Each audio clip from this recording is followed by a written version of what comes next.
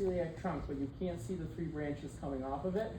These right here, which are honestly way too close to the celiac trunk, are your inferior phrenic artery. So this is your right inferior phrenic artery, this is the left inferior phrenic artery.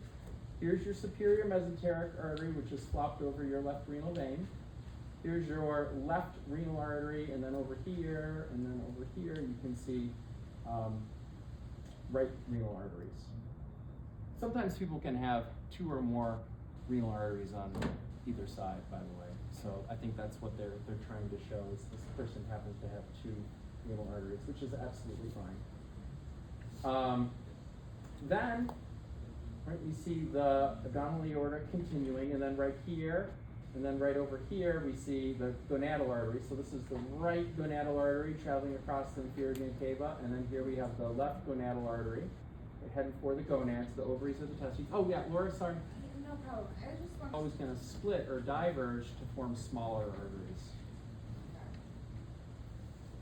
And then both, like, Is,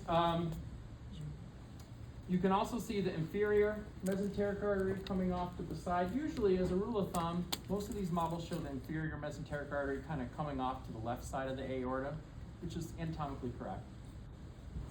And then here and here we see the left common iliac artery. So here's the right common iliac artery and the left common iliac artery.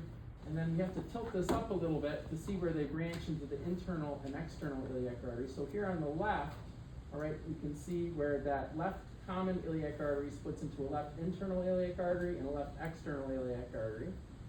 And then over here on the right, really tilt it over here, pull this urinary bladder out. Here we can see how the right common iliac artery splits into a right internal iliac artery and right external iliac artery. And then for the veins down here basically follow the arteries quite nicely. So just focusing on the right, here we can see the right external iliac vein converging with the right internal iliac vein, right about here to form the right common iliac vein. So this is all right common iliac vein. And then over here on the left, we see how the left external iliac vein converges with the right, rather, I should say, the left internal iliac vein to form the left common iliac vein. And then so here, the right and left common iliac veins will converge together to form the inferior vena cava.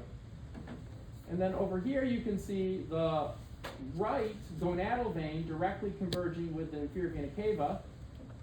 Right? And then over here, you can see the left gonadal vein then converging back to the left renal vein. Right? So that's the left renal vein draining the left kidney, and then here's the right renal vein draining the right kidney.